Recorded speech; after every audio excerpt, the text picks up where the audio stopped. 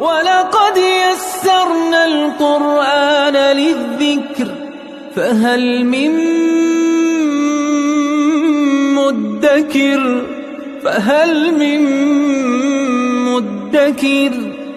اعوذ باللہ من الشیطان الرجیم بسم اللہ الرحمن الرحیم الحمد للہ رب العالمین وصلی اللہ علی سیدنا و نبینا ابی القاسم المصطفى محمد وعلى آلہ الطیبین الطاہرین المعصومین اما بعد اعوذ باللہ من الشیطان الرجیم بسم اللہ الرحمن الرحیم يسألونك عن الشهر الحرام قتال فيه قل قتال فيه كبير وصد عن سبيل الله وكفر به والمسجد الحرام وإخراج أهله منه أكبر عند الله والفتنة أكبر من القتل ولا يزالون يقاتلونكم حتى يردوكم عن دينكم إن استطاعوا وَمَن يَرْتَدِدْ مِنكُمْ عَن دِينِهِ فَيَمُتْ وَهُوَ كَافِرٌ فَأُولَئِكَ حَبِطَتْ أَعْمَالُهُمْ فِي الدُّنْيَا وَالْآخِرَةِ وَأُولَئِكَ أَصْحَابُ النَّارِ هُمْ فِيهَا خَالِدُونَ صدق اللہ العلی العظیم۔ سورہ بقرہ کی آیت نمبر 217 میں حرمت والے مہینوں میں قتال کے بارے میں، لڑائی کے بارے میں سوال کیا گیا اللہ کے رسول سے، جیسا کہ پہلے بھی وہ آیات گزری جس میں یسألونک یہ لفظ استعمال ہوا، یہ تعبیر استعمال ہوئی۔ یہ قرآن کریم میں چند موارد میں یہ لفظ استعمال ہوا ہے کہ آپ سے وہ سوال کرتے ہیں اور وحی کے ذریعے ان کے سوالات کا جواب جو رسول اللہ تک پہنچا وہ کل کے ذریعے بیان ہوا،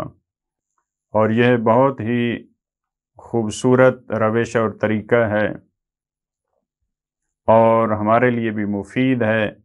کہ ہمیں بھی وہ افراد جو اہل ذکر ہیں، اہل علم ہیں، ان سے سوال کرنا چاہیے کسی بھی مسئلے میں جس کا ہمیں علم نہیں ہے اس کا ہمیں پوچھنا چاہیے۔ تو یہاں بھی فرمایا یسألونک عن الشہر الحرام قتال فیہ، وہ سوال کرتے ہیں تم سے حرمت والے مہینے میں قتال کے بارے میں۔ حرمت والے مہینے کے بارے میں وہ سوال نہیں کرتے کہ حرمت والے مہینے کون سے ہیں، کیونکہ پہلے بھی عرض ہوا یہ تو جاہلیت میں بھی ذیقعد، ذی الحج، محرم اور رجب، یہ 4 مہینے زمانہ جاہلیت میں بھی حرمت والے مہینے تھے، اس میں بھی قتال نہیں کرتے تھے۔ تو آپ سے یہ سوال کرتے ہیں کہ اس میں قتال کا کیا حکم ہے، کیونکہ بعض احکامات ایسے ہیں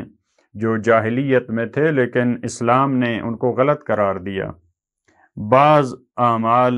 اور بعض کام زمانہ جاہلیت کے ایسے تھے جن کو اسلام نے صحیح قرار دیا، بعض ایسے احکامات ہیں جن میں کچھ تبدیلی کے ذریعے ان کو صحیح قرار دیا۔ تو اس کا جواب کیا آیا؟ قل قتال فیہ کبیر، کہہ دیجئے کہ شہر حرام میں، حرمت والے مہینے میں یہ جنگ کرنا کبیر یعنی ایک سنگین جرم ہے، ایک بڑا گناہ ہے۔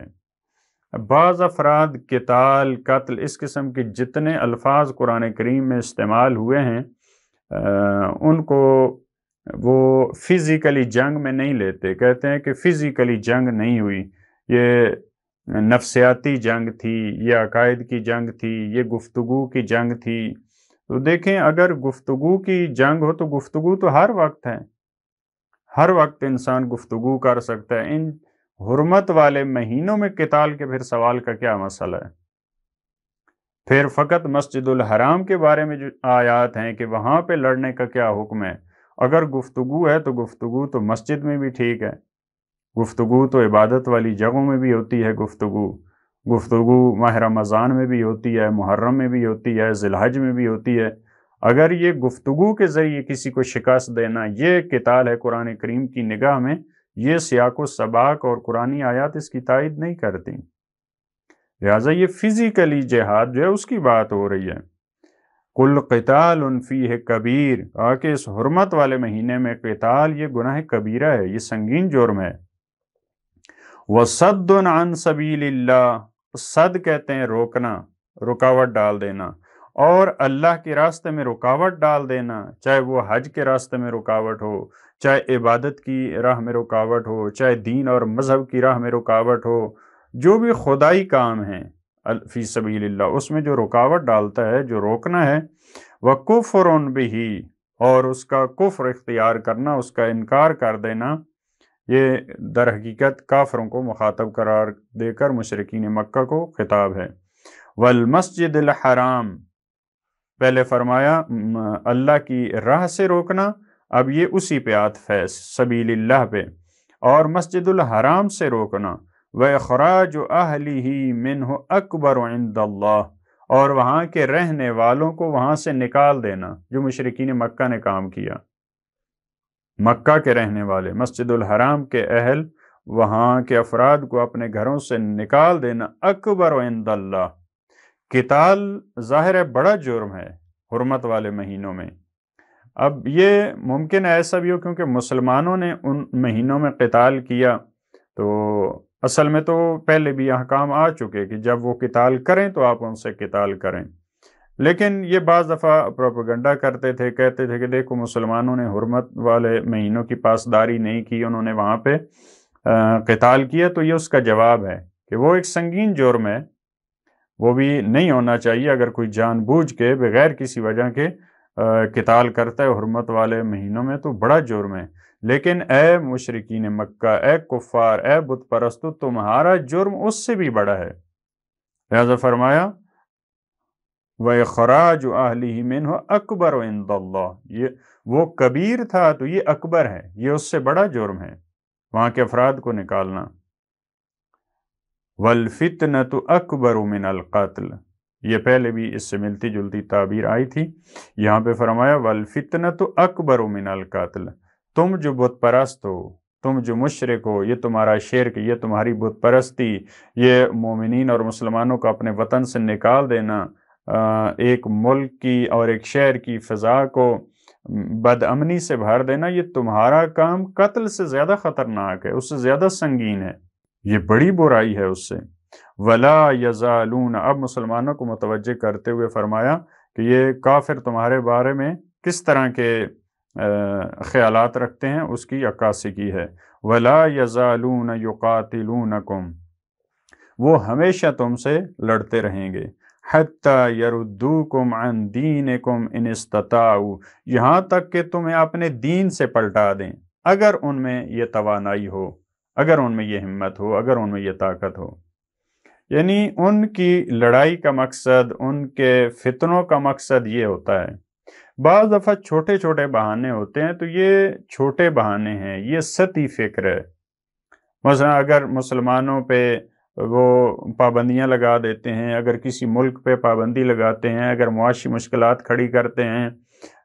یہ سارے چھوٹے مسائل ہیں۔ اصل میں ان کا ہدف اور مقصد کیا ہوتا ہے کہ وہ تمہیں اپنے دین سے واپس پلٹا دیں، جو ان کا مکتب ہے، جو ان کا دین ہے، وہ چاہتے ہیں کہ مسلمان بھی اسی پہ آ جائیں۔ اب اس کا خطرہ بھی بتا دیا کہ اگر کوئی ایسا کرے، وَمَن يَرْتَدِدْ مِنْكُمْ عَنْ دِينِهِ، اور جو بھی تم میں سے اپنے دین سے واپس پلٹ جائے، یرتدد ارتداد، واپس پلٹ جانا، مسلمان تھا لیکن ان کی قتال کے خوف سے، وہ مرنے کے خوف سے وہ مرتد ہو گیا، اپنے دین سے واپس پلٹ گیا، فَيَمُتْ وَهُوَ كَافِرٌ، اور اسی کفر کی حالت میں مر گیا۔ بعض دفعہ انسان گمراہ ہوتے ہیں اپنے مذہب سے، اسلام سے، دین سے، بعض دفعہ ہٹتے ہیں لیکن پھر متوجہ ہو جاتے ہیں، لیکن بعض ایسے افراد ہوتے ہیں جو اسی حالت میں مر جاتے ہیں، یعنی یہ ان کا ارتداد، ان کا انحراف مرنے تک جاری رہتا ہے، تو یہ فَأُولَئِكَ حَبِطَتْ أَعْمَالُهُمْ فِي الدُّنْيَا وَالْآخِرَةِ، یہ وہ افراد ہیں جن کے اعمال ضائع ہو جاتے ہیں دنیا میں بھی اور آخرت میں بھی، بیکار ہو جاتے ہیں ان کے اعمال۔ حَبِطَتْ، حبط بیکار ہونا، بے اثر ہونا، عرب حبطت الدابہ، وہ جانور جو ایک کھیت میں جائے اور وہاں پہ پیٹ بھر کے چارہ کھائے لیکن اس کا چارہ ہضم نہ ہو اور اس کا پیٹ پھول جائے اور اسی وجہ سے اس کی موت واقع ہو جائے، اس حالت کو عرب حبط کہتا ہے۔ یعنی یہ اس کے ممکن ہے بہت سارے اعمال ہوں لیکن یہ جیسے اس جانور کو اتنے زیادہ چارے نے فائدہ نہیں دیا، یہ اعمال اس کو کوئی فائدہ نہ دیں، دنیا میں بھی اس کے لیے مفید نہ ہو اور آخرت کے لیے بھی مفید نہ ہو۔ اس کو کہتے ہیں حبط ہو جانا، بے اثر ہو جانا، دنیا میں بھی اس کے لیے مفید نہ ہو یہ اعمال، اس کی دنیاوی سعادت کا باعث بھی نہ بنے اور اس کی آخرت کی سعادت کا بھی باعث نہ بنے۔ عبادت والے اعمال جو ہیں وہ بھی اس کے ضائع ہیں، اور دوسرے اعمال جو اس نے کیے ہیں جو ممکن ہے معاشرے کے لیے جو اس کی دوسری خدمات ہیں اس کا بھی اس کو کوئی اجر نہیں ملے گا۔ وَأُولَئِكَ أَصْحَابُ النَّارِ، یہ افراد جو مرتد ہو جاتے ہیں، جو اپنے دین سے واپس پلٹ جاتے ہیں، یہی ہیں جہنم کے ساتھی، یہ اہل نار ہیں، ہم فیہا خالدون، اور یہ اس میں رہنے والے ہیں، یہ ہمیشہ اس میں رہیں گے۔